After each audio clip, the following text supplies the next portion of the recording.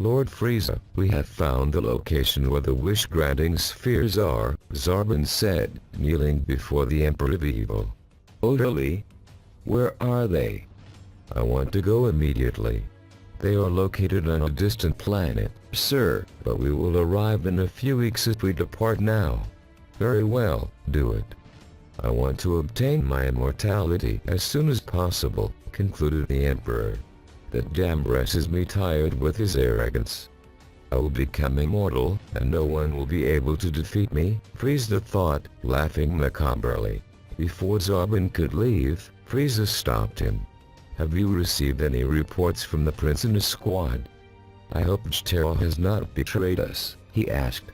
The last report we received was that they were heading to Earth to look for Raditz's brother, and once they arrived, the scouters were destroyed, so we obtained no further information. The scouters were destroyed, huh, he said out loud. That idiot Vegeta is surely plotting something to prevent us from hearing that conversation, the King of Evil thought. Very well, you may go, Frieza concluded, remaining deep in thought. At that moment, the ship began flying at full speed to a planet named. Lord Frieza, would you like me to also summon the Ginyu Force? They have not received a direct order from you in quite some time and would like to assist you on your expedition to the planet of the wish-granting spheres, Ginyu said after entering the Emperor's chamber. I don't know. Are there very powerful beings on that planet? The Emperor asked. Sir, according to the records, very few have ever passed through this planet, and none have gathered relevant information, so we truly do not know the inhabitants' battle power. Orderly? In any case, I doubt there's anyone truly strong, but if that is what you wish, you are invited to participate in the expedition. Replied the Emperor of Cold, immersed in malice. It will be a simple task for the most powerful forces in the universe. Ginyu concluded, leaving. Then Sorbet appeared, entering after asking for permission. What do you want, Sorbet? The Emperor asked. Sir, I know you may not take me seriously, but I want to inform you of something extremely important. Speak. During my travels through the universe, I passed near the planet where Prince Vegeta landed. I see. And? Honestly, I have never perceived a power as high as the one I sensed the time, and I do not believe it was the prince's. You sensed a power. Ha ha ha, and what is that supposed to mean? What I mean is that there's a very powerful being in the universe, one we should be cautious of. Upon hearing this, Frieza became slightly irritated and, increasing his power, sent Sorbet flying. Are you implying that there is someone stronger than me? He asked, staring at him with bloodlust. And no, of course not, sir. I know you are the strongest, no one has ever defeated you, not even the Saiyans. I simply wanted to inform you that it is possible there is someone very troublesome. Reducing his bloodlust and power back to normal, Frieza approached and said, Very well. I want you to remain alert for any possible inconvenience. Otherwise, you may go. But before you leave, answer me something. Sorbet, standing up and brushing off the dust, awaited Frieza's question. Why do you believe that power was not the prince's? Honestly, the prince has a different type of power, and it has never been that high. That power, for a few brief moments, exceeded 200,000 units, which is more than enough to destroy a planet. And when I approached to observe, I saw something that honestly left me astonished. What did you see? I saw the prince and his companion fleeing from a planet. I see. You may withdraw. Very well, Sorbet concluded, leaving. Thus, the long and irritating journey began for the Emperor of Evil, whose anxiety over the wish-granting spheres would not let him sleep, day or night. How much longer until we arrive? Frieza asked for the umpteenth time during the journey. We are 2 days away from arrival, sir. We have contacted active personnel near the planet and have gathered information about its inhabitants. Most of them are Namekians, green skin and grotesque beings, similar to Eric's, but with the peculiarity that they have two lineages, one focused on strength and combat, and the other, the most important, focused on the control of celestial, ancestral dragons, etc.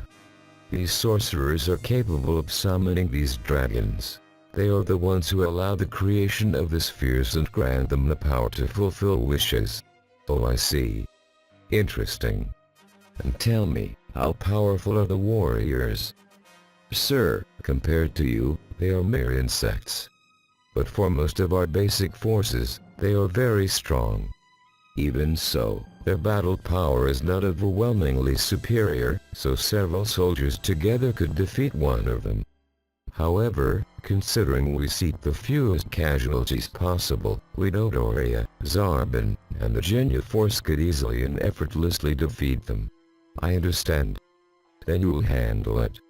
Our soldiers will dominate the villagers and defeat the weakest, as well as search for the spheres they will surely hide. That is what we will do then, Zarbon concluded. The days passed, and they finally arrived at the planet. So this is planet Namek. Yes, my lord. This is where the Namekins live, and where your dream of immortality will be fulfilled. Indeed, Sorbet. Let us descend. I want to breathe real air. I am tired of being outside. The ship descended and landed, an act that alone terrified the villagers, as an extremely powerful and malicious energy was perceived inside the vessel. The hatch finally opened, and a figure atop a floating pod emerged, towering over all. So this is Namek. We have finally arrived. Who are you? The nearby villagers shouted. Be quiet already. I have come for the wish-granting spheres. If you give them to me, I will not harm any of you. We will never give them to you. You are a being with immense negative energy. The villagers shouted. In a merciless act, Frieza annihilated several of them with laser beams that pierced straight through them, killing them instantly. Upon witnessing this scene, the Namekian warriors charged to attack him. However, Zarbon and Dotoria immediately stepped forward, annihilating them with a single blow, plunging all the villagers into total despair as they began fleeing in panic. These cockroaches will be annoying, Frieza exclaimed, beginning to kill without mercy, though leaving some alive to interrogate. Capture those I left alive and interrogate them. I want those spheres as soon as possible, said the Emperor of Evil with slight irritation. We will do so. Zarbon and Dotoria exclaimed, capturing them immediately. Where are the spheres? Zarbon said, intimidating them. We will never tell you, was the last cry Frieza heard before leaving the scene with other soldiers. Little by little, Frieza's forces wore down the village's defenses, tormenting the villagers and forcing them to reveal the locations of the wish-granting spheres. We are very close to obtaining the last three we are missing, Zarbon said. This expedition has taken too long. Frieza shouted, glaring at him angrily. We have been here for over 3 weeks trying to get the villagers to give us the spheres. I understand, sir, but what? Do you lack the strength to dominate the villagers?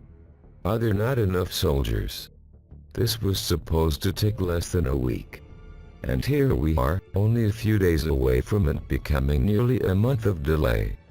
Frieza shouted furiously, blasting nearby soldiers away, who trembled in fear. We understand, sir, but the villagers refuse to speak. It is very difficult to find them since we also lack a device capable of revealing their location. And not only that, they do not appear to be very durable, so attempting to destroy everything to reveal their location would also destroy them and ruin the plan, Zarbon replied fearfully. Get out of here before I become even angrier. Frieza finally shouted. These damn Namekins refuse to give me the spheres. Frieza screamed from his chamber, throwing everything aside. Suddenly, loud knocks echoed at the door. Sir! Sir! A soldier shouted. What is happening now? Frieza yelled. I'm sorry, sir, the soldier said as he entered. What is it? Frieza repeated. We are under attack. What? Who? The Emperor demanded. We do not know, but we have identified Prince Vegeta and Appa fighting in several villages, while elsewhere there are several other individuals causing havoc, mainly one wearing orange. From what little information we gathered, his name is Goku. I see. I will go to that individual first, and then I will deal with Vegeta. There is unfinished business with the prince, the Emperor of Evil concluded, smiling macabrely. Frieza exited his ship and, together with the Genya force, headed toward Goku and his allies. Upon arrival, a mysterious force attacked him with a ki blast, forcing him to leap from his pod. Who did that? Frieza shouted, searching for the culprit. He quickly found him. It was the man in orange, who, upon sensing his malignant energy, attacked without hesitation. So you are Frieza, Goku said, standing face to face with him. Zarbon, Dodoria, deal with those insects.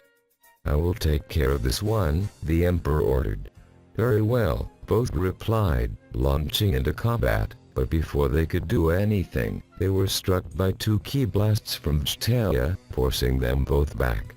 That damn Vegeta attacked us from behind. Dodoria shouted with disdain, returning to Frieza.